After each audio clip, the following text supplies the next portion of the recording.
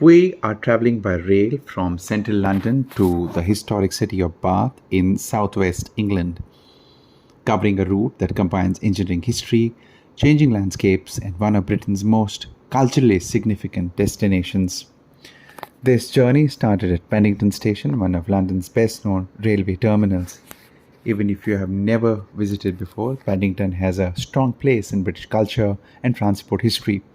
The station was designed during the Victorian era and became closely associated with the expansion of the Great Western Railway, the company that helped connect London, extremely busy, handling commuters, airport passengers, traveling to Heathrow, and long distance rail services heading towards Bristol, Cardiff, and southwest across Britain. Great Western Railway service to Bath Spa. Depending on the train, the journey usually takes around 1 hour and 20 minutes to an hour and a half. It's fast enough to make Bath a practical day trip from London, but long enough to watch the scenery gradually shift from dense urban landscapes to open countryside. As the train pulls away, the first stretch of the route passes through West London. For a while, the view outside is dominated by apartment blocks, railway depots, warehouses, and packed residential neighborhoods. This is still metropolitan London, dense, fast moving, and heavily connected. One interesting thing about traveling by train in Britain is how quickly the environment changes once you leave London. Within a relatively short distance, the atmosphere becomes noticeably calmer.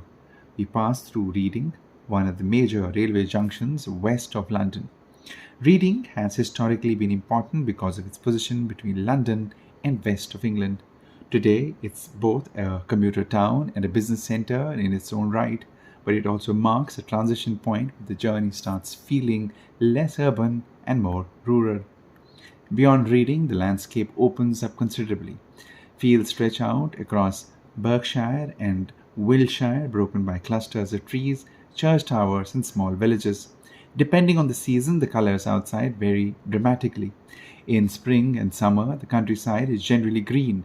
During autumn, the fields and woodlands take on golden and brown tones, while winter often gives the route a quieter, more muted atmosphere. This section of journey also follows part of the historic Western Main Line, engineered under the direction of Isambard Kingdom Brunel, one of Britain's most celebrated engineers. Brunel's work transformed transport during the Industrial Revolution. Many of his railway routes are still used. The Great Western Railway was once promoted as God's wonderful railway, reflecting both its speed and the scale of engineering involved. Chippenham before reaching Bath. Swindon itself grew rapidly because of the railway industry and became closely tied with the development of Britain's industrial transport network. Chippenham offers a quieter glimpse into the market town of Wiltshire. One of the reasons this journey remains popular is that it provides access not only to Bath but also to wider west of England. Many passengers continue onward to Bristol, South Wales, or Devon and Cornwall. But Bath has a special reputation of its own. It attracts tourists, students, historians, and architecture enthusiasts. As the train approaches Bath, the geography begins changing again. The land becomes hillier and the route curves through valleys shaped by a river Avon. Compared with the flatter landscapes closer to London, this part of England feels more enclosed and historic, with settlements often built from the distinctive honey-colored Bath stone that gives the region much of its visual identity. Bath itself has a remarkable long history. The city became important nearly 2000 years ago during the Roman rule in Britain. The Romans developed Bath as a spa town because of its natural hot springs, constructing elaborate bathing complexes that still survive. Those Roman baths remain among the best preserved ancient sites in Northern Europe and continue attracting visitors throughout the year. But Bath is not only known for its Roman heritage. Much of the city's appearance today comes from the Georgian era of the 18th century, when Bath became fashionable among Britain's upper classes.